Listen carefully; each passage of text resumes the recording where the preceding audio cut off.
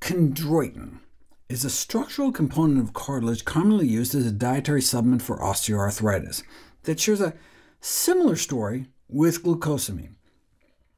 There's a large heterogeneity in outcomes, with the industry-funded studies showing a benefit for symptomatic relief, and the non-industry-funded studies showing no effect, with a small effect size similar to glucosamine. Considering just the largest, best-run studies, the benefit of chondroitin was found to be minimal or non-existent, and its use therefore be discouraged. Like glucosamine, the current American College of Rheumatology guidelines strongly recommend against the use of chondroitin for knee or hip osteoarthritis, along with the American Academy of Orthopedic Surgeons and Osteoarthritis Research Society International, whereas the European Society for Clinical and Economic Aspects of Osteoporosis, Osteoarthritis, and Musculoskeletal Diseases again allow for the use of pharmaceutical-grade, prescription-only chondroitin. Chondroitin is typically extracted from animal cartilage, shark fins, bovine and chicken windpipes, or pig noses, and slaughterhouse supply chains are not known for their good manufacturing practices. The lack of purity and presence of contaminants is blamed in part for the lack of consistent reproducibility. A study of 32 chondroitin supplements on the market found that only 5 contained the label amount, and some contained none.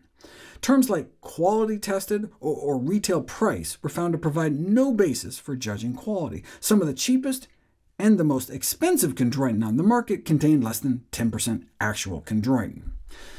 When the National Institutes of Health set out to design the esteemed GATE trial, the glucosamine chondroitin arthritis intervention trial, they ruled out 20 different commercial products for issues like quality control before giving up and just deciding to have it specially made themselves.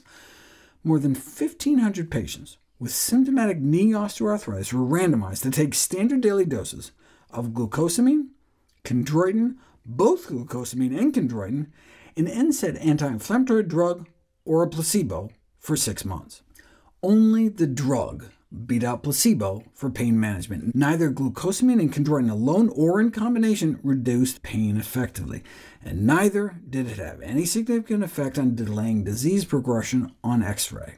Chondroitin also failed in a 2-year study, but 2 other trials found that by year 2 objective benefits could be found, and a third using more sensitive imaging, MRI, could pick up protective effects by 6 months. If you want to give it a try, there's now a purified non-animal source of chondroitin made from scratch that should be free of contaminants. In the US, chondroitin and glucosamine are almost always sold in a combination pill. Like in the GATE trial, a meta-analysis of studies pitting both against osteoarthritis found no clinically significant benefit.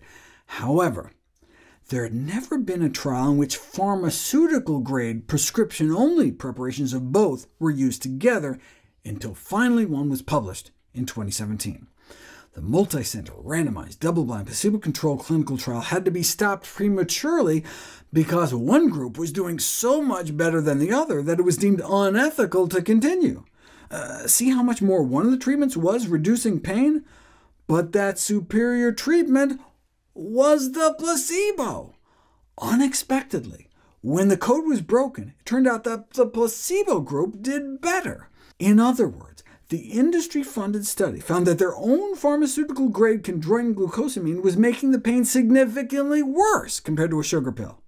In the sugar pill group, 47% had at least a 50% improvement in pain or function, compared to just 28% in the chondroitin glucosamine group. What the chondroitin glucosamine users did get was more side effects, such as diarrhea and abdominal pain, so doctors may want to tell their patients to stop taking their glucosamine and chondroitin, as it is less effective than placebo.